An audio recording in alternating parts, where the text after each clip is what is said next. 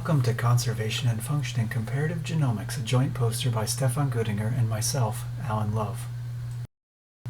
The background to our project is the move from structural to functional genomics after the Human Genome Project, which led to new questions like what kind of functional elements the genome contains, what elements contribute to the functioning of the genome in cells, and how findings about these elements can be confirmed.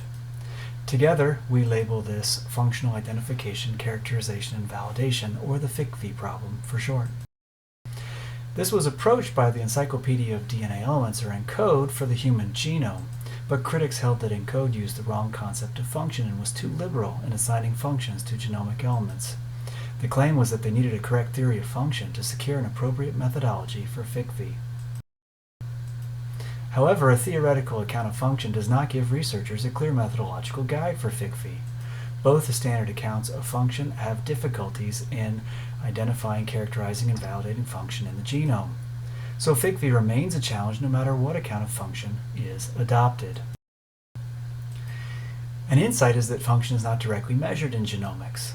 But in fact, researchers use proxies, fallible and defeasible measurements of properties that stand in for or provide evidence for the primary property of interest, like tree rings for past climate.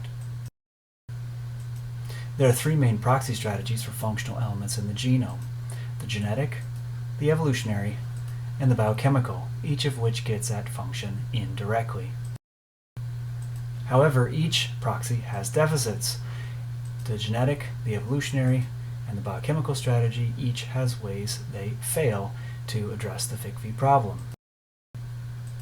Yet, model organism ENCODE was able to find that the proxies were more effective in combination, and notably combined the biochemical and evolutionary strategies to yield new forms of data. At the same time, the fusion of proxy strategies isolated shared functional properties, not elements or structures of genomes. That led to a tension because conservation applies to sequence-based functional elements, but less clearly to quantitative functional relationships. Other quantitative functional relationships described by biologists are not considered homologous but analogous due to physical constraints. That leaves an open issue. Are shared functional properties of genomes homologous or analogous, physical-chemical rules, or mechanistic structure? The original question may have changed in the process of inquiry. Our thesis, then, is that functional genomic methods do not flow directly from theories of function because they are insufficient guides to experimental practice.